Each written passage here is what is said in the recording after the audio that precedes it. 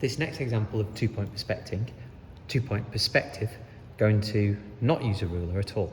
So in terms of sketching, I want to follow all of the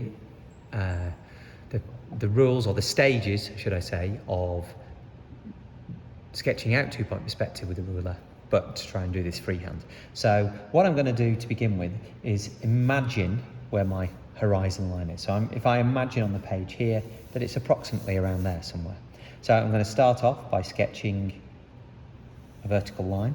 On my vertical line, I'm going to add a point for the top. For the bottom of the object, I'll do a second one over here for the top, so I'm already going to map that in already. And then what I'm going to do is decide on how severe I want the bottom line, okay? This bottom V shape that we're going to sketch. The more severe is the more extreme the angle of perspective. So if we start off and we don't want something too severe, we'll just do a line, something like that. Now, I've not got this at the right angle for my page. If I just move my arm slightly, perhaps I'll get a nicer line like that. So I'm actually going to use this line here. Okay, I'm going to do the same here. So we'll just, so something kind of like that, not far from a perfect line in this video. But I'm trying to keep my sheet still and move my body, which is not normally how I sketch. So let's do a vertical line on this side.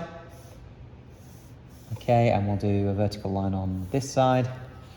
Then now, here's the top of my box, which I identified before. And the key part now is not to make this next line parallel. If I make it parallel, I'm not sketching in perspective, because perspective, we go to a vanishing point. So what I need to do is flatten the line. I need to change this angle. Instead of it being like that, it needs to be flatter on the top. And the higher it goes towards the horizon line, of course, it goes flatter, flatter, until eventually we can't see the top of the box. So the best way I teach this normally is actually to change the angle of the page that you're sketching on. And by changing that angle, if you normally do a line like this, by changing the angle of the page, you're automatically changing the angle of your perspective, which makes life a lot easier. So if there is my original line, if I now do my flattened box, so this is natural for me now about this angle here. So let's just sketch in my new line, and hopefully you can see that this distance here is shorter than that distance there. So let's do the same on this one. So that's more or less my line to begin with. So I'm going to flatten my page like so, and I'm going to do this instead of going from right to left, which is unnatural for me. I'm going to go from this side. Okay, just missed slightly. Okay, like so. So normally I would be turning my page upside down to do lines like this, just so I get them more natural and correct. So I've got my line here, and I want the top of the box from this point here. So I want to sketch, but again, I don't want it to be parallel. So what I'm going to do is flatten my angle again of my sheet. By flattening my angle, just helps me sketch my line, wanting to make sure, hopefully, that all of these lines look like they're going to meet somewhere off my page. If that line isn't flat enough, you don't find it flat enough, then do it again. Notice what I'm doing, just changing the angle of my page a little bit more. Okay, perhaps something like this line now. And then lastly, I want to do this line here again, so it's meeting these two over on this side. So let's change my angle of my page. That looks probably about right for me, about something like that. And let's get my rough line in, something like that, which gives me my perspective box. So if I just very quickly now darken that in, just with my blue pencil, okay, you can see hopefully now.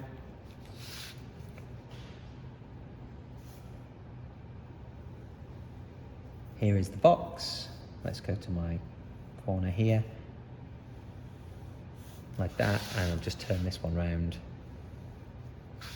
Okay, so there's my starting point, and actually there was the bottom corner edge of my box.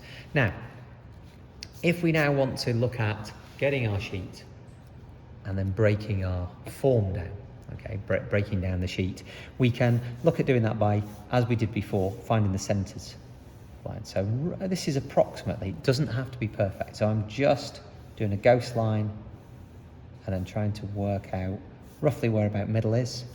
Just do that on the top, something like that.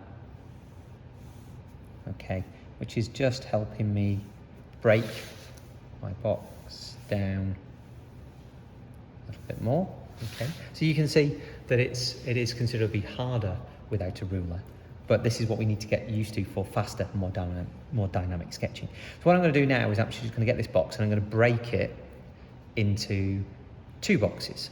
Okay, so what I'm going to do is I'm going to identify a line point here. I'm going to identify a point there. So what I want to do, and I suppose I could do it on this one, but I'm just for demonstration purposes. So what I want to do now is bring this line this way, but what I don't want to do is make sure it's parallel to here, because of course it's coming from the vanishing point to this point, so it should get bigger here than it is there. Okay, so if I imagine that, and just change the angle of my sheet, it's probably something like that.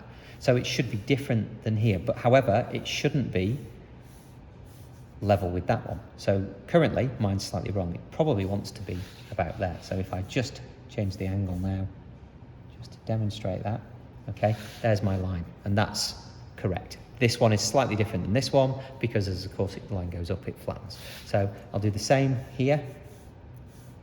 Okay, so we'll do a line approximately something like that.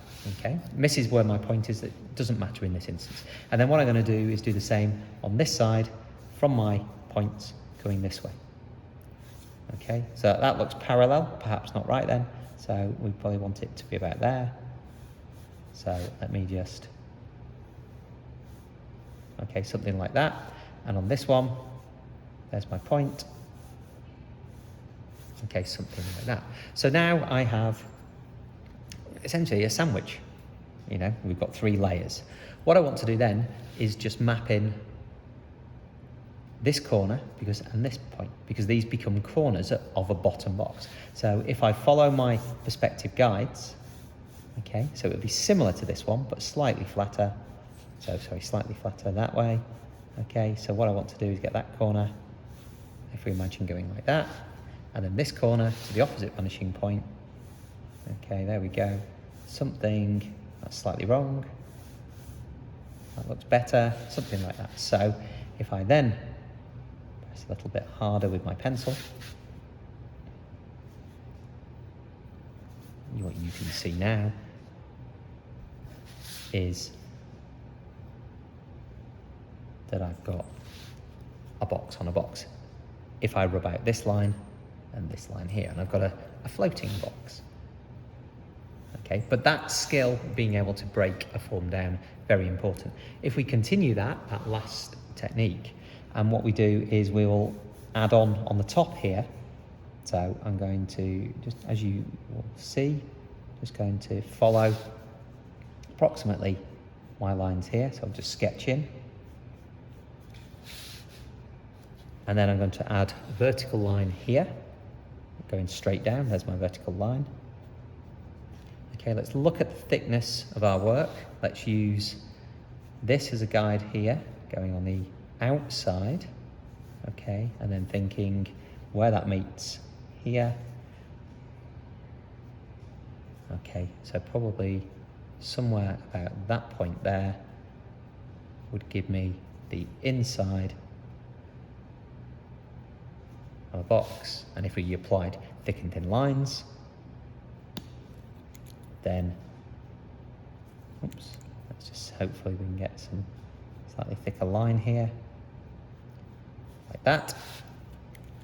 And of course we've got thin on the top here, thicker on this edge, because if it's an edge where something can go on the other side, it will become a thicker edge. Just going to transfer pencils for one moment. Okay, like so. And then we'll just get this one in here.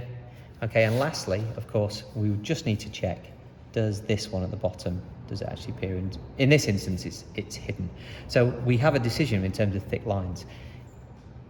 If we left this line thin and this line thin here, what we're actually saying is there's like a material here, it's not gone all the way through. By making this a thick line, by making this a thick line, what we're actually stating is that this is a hole that's going all the way through. Okay, so we make that and that one there a thick line, and then we would do exactly the same here. and so on. And this is how we use thick and thin lines in 2-point perspective, okay, to give us our sketch.